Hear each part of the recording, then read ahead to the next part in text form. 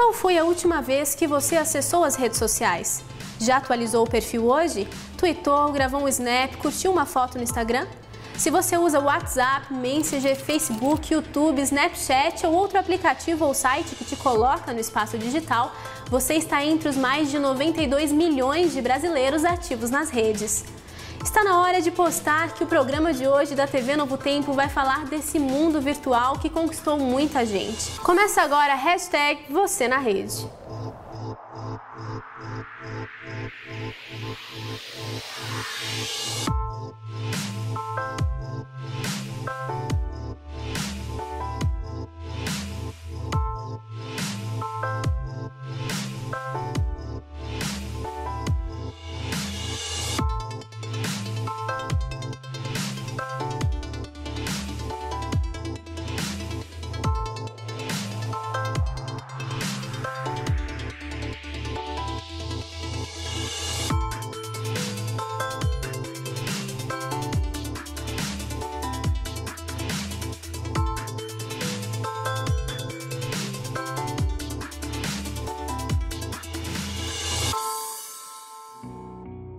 O Brasil é o maior usuário de redes sociais da América Latina. A estimativa é que 4 em cada 10 sul-americanos acessem as redes. E na maior parte das vezes, isso acontece pelo smartphone. Quanto tempo você acha que as pessoas passam nas redes sociais por dia? Eu fico tipo umas 2 horas, ou mais. Eu acredito que pelo menos umas 5 horas. Concordo, acho que entre 5 e 7 horas por dia, eu acho que... Ou então, às vezes, fica conectado o dia inteiro, né? Tem dia que eu passo 12 horas, tem dia que eu passo 6 horas, mais ou menos 10 horas. Olha, eu por dia umas 4 horas, com certeza. Umas 8 horas, no mínimo. Eu acho que muitas horas, umas 14 horas, não sei. Você estava nas redes sociais agora? Tava. O WhatsApp é a rede social, né? Tava no WhatsApp. Os brasileiros gastam mais de 9 horas por dia na internet.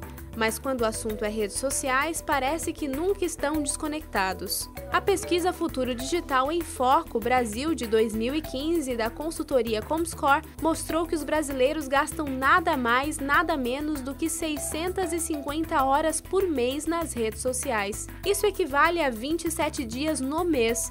O que significa que muitas pessoas não desconectam das redes nem na hora de dormir. Como a Gisele, ela é enfermeira, blogueira e youtuber e vive conectada. Além de gostar das redes sociais, ela busca fazer da influência na internet uma profissão. Oi, gente! Tudo bem com vocês? Eu sou Gisele Mello e eu tô aqui para fazer mais um vídeo para vocês. Foi buscando entender melhor seus filhos adolescentes que ela ficou mais próxima das redes.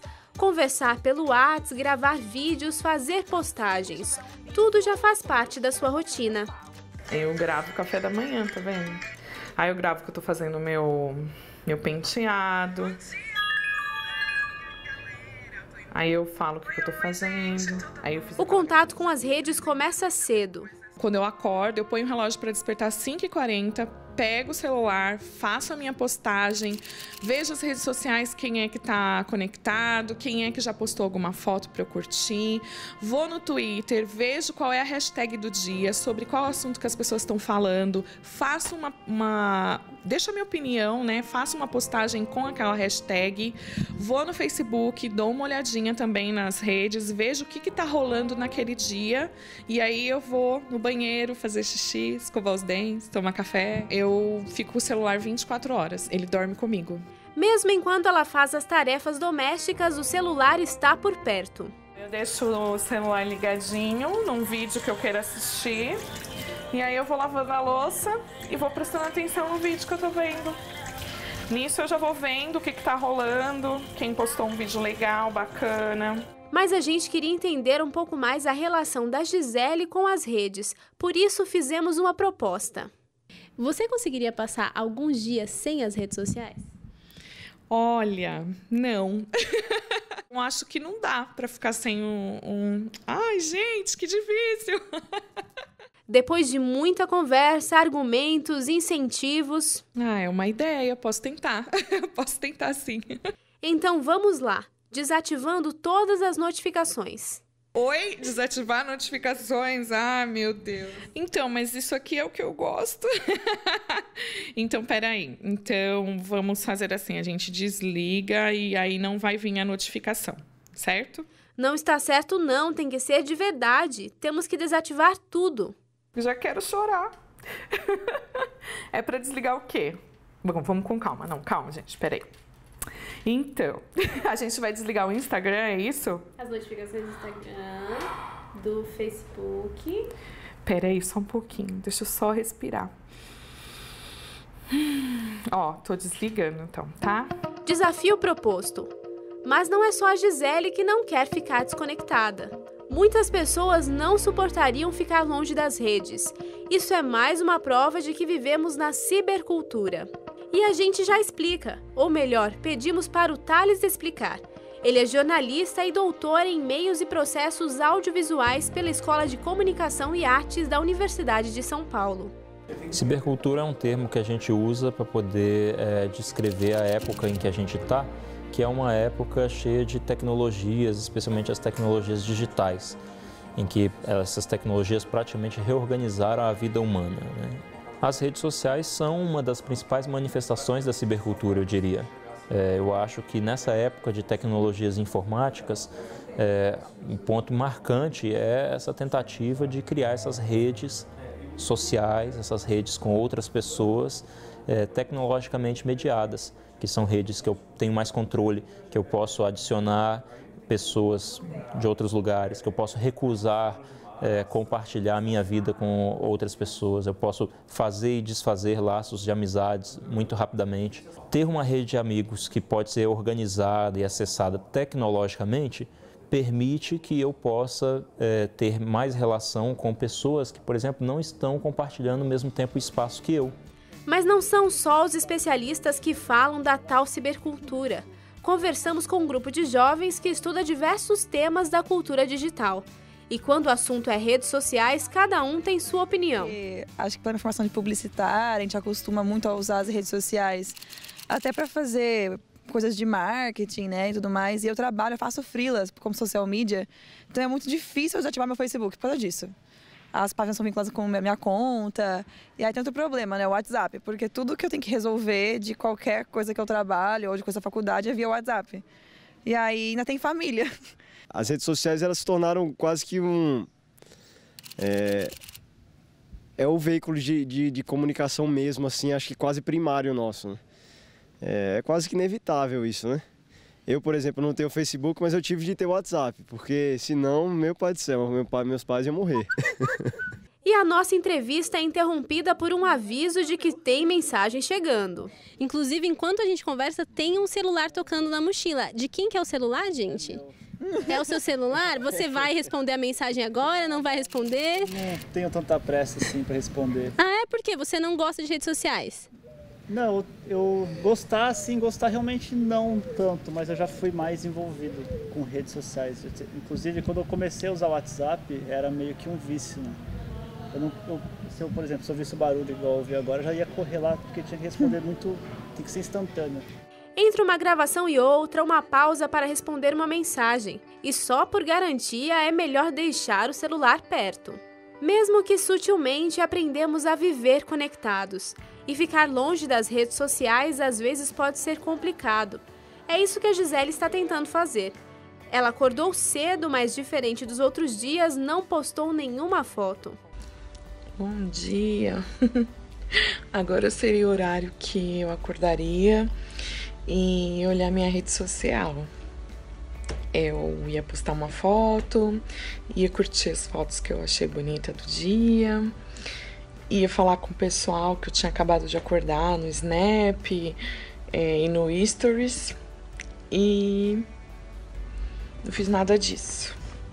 E já que o programa é sobre mídias sociais, nós vamos utilizar o Skype para conversar com a psicóloga Ana Luísa Mano. Atualmente ela mora nos Estados Unidos e é fundadora e coordenadora do site Psicólogos da Internet. Olá, Ana, tudo bem? Oi, Bárbara, tudo bem? Ana, até que ponto é saudável estar sempre conectado e quando isso se torna um vício ou até mesmo uma doença? Ficar conectado muito tempo deixa de ser saudável na medida em que você passa a perder elementos da sua rotina para poder utilizar a rede. O que eu quero dizer com isso? Se você perde elementos como sono, ou tempo de estar fazendo uma refeição, ou mesmo em relação a cuidados pessoais, ou se você se atrapalha para poder chegar no trabalho, se você tem problemas com horários porque você fica usando demais e não consegue sair de casa, se você enfrenta algum tipo de consequência por causa do uso que você faz, seria interessante reavaliar como você está usando a internet e se essa ferramenta te controla ou se é você que controla ela. Tá certo. E a gente pode pontuar uma forma equilibrada de usar o acesso às redes? Para usar as redes sociais de uma maneira equilibrada e a internet como um todo, a gente precisa pensar de que forma que ela pode contribuir para a nossa vida. De que forma a internet pode fazer a gente alavancar nossa carreira, pode ajudar nossas relações interpessoais e, de certa maneira, ajudar na vida como um todo. Ao mesmo tempo, a gente também precisa refletir de que forma isso pode prejudicar a nossa vida. Então, nesse sentido, pensando numa justa medida onde você consiga tirar o melhor que a ferramenta tem para te oferecer, você faz o uso adequado para você. Mas quando o assunto é o espaço virtual, a preocupação não deve ser apenas com o comportamento das pessoas conectadas, mas também com o que é feito com os dados compartilhados na rede. David atua há quase 20 anos no mercado digital e nos conta quanto vale a sua informação na internet. Quando disponibilizamos, entramos numa rede social e estamos navegando na internet, as pessoas têm que ter ciência que aquele dado ele pode se tornar público ou ele passa muitas vezes a pertencer ao detentor daquela rede social. Não só as informações que a pessoa coloca, mas até mesmo o hábito de navegação dela. Então, quando você entra, dá like em um perfil, navega em um site, clica em uma publicidade, tudo isso são indicadores que fazem com que as tecnologias vão capturando informações sobre a sua navegação, sobre o seu perfil, sobre quem você é. E esse dado no mercado tende a cada vez mais valer muito dinheiro, né? Mas também existem leis para coordenar o uso das informações. O Marco Civil da Internet foi sancionado em 2014 pela então presidente Dilma Rousseff e estabelece regras para a operação das empresas que atuam na web. A privacidade e a proteção dos dados pessoais dos usuários são garantias estabelecidas pela nova lei. E quem nos explica isso é Juliana Abruzio, especialista em direito digital. Interessante falar de dados pessoais na internet, porque o modelo de negócio adotado por via de regra nesse ambiente é justamente da gratuidade. Então eu não pago pelos serviços por via de regra, uma rede social, um blog, eu tenho acesso gratuito. Mas em contrapartida, esses sites eles vão coletar os meus dados pessoais. E por que eles fazem isso? Tem um sentido econômico. Eles precisam pagar as contas, eles precisam ganhar dinheiro. E é com os nossos dados pessoais que eles vão receber. Mas hoje o direito está evoluindo, e já vem isso de alguns anos, desde a década de 80 na Europa, especificamente na Alemanha, reconhecendo que o titular dos dados pessoais é ele que controla quem vai usar, como vai usar. Então, quando eu forneço esses dados, eu autodetermino como eles são usados. Eles não podem ser usados à torta e à direita, ou seja, indistintamente. Então, nós podemos, por exemplo, capturar informações do usuário sobre tudo, a navegação dele, perfil, idade, sexo, a cidade que ele está, todas as informações. Mas não podemos capturar e misturar com essas informações quem é o ser humano. Então, que seria o nome dele, o CPF, o e-mail dele, nenhum dado que identifique quem é o ser humano. E sim, nós trabalhamos que é aquele computador que tem um usuário que tem determinado perfil. Então, hoje as empresas na internet, elas operam desta forma, né? Coletando nossos dados pessoais. O Marco Civil da Internet, ele vem justamente regrar esta coleta, dizendo o seguinte: os provedores de aplicação, como Facebook, Google e outros, eles podem coletar estes dados e transferir esses dados a terceiros, por exemplo, os anunciantes, desde que se obtenha o consentimento livre, expresso e informado do titular desses dados, ou seja, do internauta. E há necessidade também de justificar esta coleta. Então, hoje, todos os termos de uso, as políticas de privacidade dos sites, das redes sociais e outras aplicações de internet devem seguir o Marco Civil da Internet, que, aliás, determina que esta parte de coleta de dados, onde vai se obter o consentimento livre, expresso e informado do internauta, deve estar de forma destacada, ou seja, em negrito, uma letra maior ou em pop-up, porque isso é tão importante que o legislador ele dá um destaque, uma atenção maior para que o usuário ele entenda o que vai ser feito com seus dados. O maior risco não está nem ligado às empresas que capturam as informações para uso mercadológico. Isso é mais o usuário ter ciência, que ele se torna um produto dentro desse cenário, e essas empresas cada vez mais buscam esse tipo de informação porque se torna cada vez mais valiosa, é o business do futuro, isso. Mas o grande risco para o usuário está relacionado à publicidade dos dados dele e exposição das questões familiares, das questões particulares dele. Então, por exemplo, às vezes ele faz um comentário sobre a situação política do país, ele faz um comentário um pouco mais agressivo numa rede social, ele expõe onde os filhos estudam. Então ele tem que ter ciência que aquilo pode se tornar público. Tanto ser utilizado numa possível entrevista de emprego, onde um recrutador avalia o perfil dele pelo comportamento dele nas redes sociais e cria uma imagem negativa, pejorativa sobre ele, como também ele está revelando diretamente onde os filhos estudam, que lugares ele frequenta, e isso traz algum tipo de risco para a segurança dele e da família. Como manter a privacidade nas redes sociais? Você expõe muito sua vida pessoal, fala da família, dos amigos. Será que isso pode te trazer prejuízos? Daqui a pouco a gente volta com o hashtag Você na Rede para falar mais sobre esse assunto.